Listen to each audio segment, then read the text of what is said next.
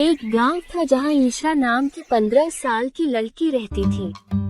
तभी एक दिन ईशा को पुराने बाजार की एक सुनसान गली में एक किताबों की दुकान दिखती है, जो पहले कभी नहीं दिखी थी। अंदर एक बूढ़ा दुकानदार बैठा होता है। आओ बच्ची, ये किताबें तुम्हें ही खोज रही थीं। कोई किताब लेना है तो ले सकती हो, लेकिन ध्यान से पढ़ना, क्योंकि किताब का हर पन्ना एक दर्पण है। उसके बाद ईशा किताब की दुकान में सारी किताब को देखती है और सोचती है।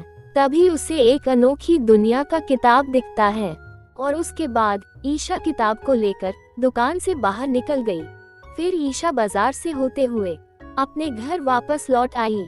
उसके बाद ईशा किताब को घर पर लाकर पढ़ने के लिए बैठ जाती है और जैसे ही ईशा पहला पन्ना पलटती है, वो बेहोश होकर किताब के अंदर चली जाती है।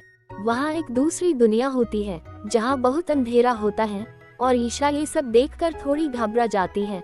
फिर उसके सामने तभी उस दुनिया में उसे मिलती है परछाई ईशा, जो हूबहू उसी की तरह दिखती है, पर आंखें काली और आवाज धीमी। मैं वो हूँ जो तुमने कभी बनना नहीं चाहा, लेकिन अब तुम्हें मेरी जगह लेनी होगी। तभी उसे वहाँ मिलता है रुद्र, जो उसकी मदद करता है उस दुनिया से निकलने में। लेकिन अंत में पता चलता है कि रुद्र असल में परछाई ईशा का रक्षक है और ईशा को फंसाना उसका योजना था। तुम बाहर की दुनिया से आई हो, अब तुम्हारी जगह तुम्हारी परछाई लेगी। ईशा थोड़ी घबराहट में डरने लगती है, लेकिन ईशा हार नहीं मानती। वो किताब के आखिरी पन्ने तक पहुंच जाती है, जहां उसे एक आईना मिलता है और वही आईना उसे बताती है, ईशा तुम वही बनोगी जैसा तुम खुद को देखना चाहती हो।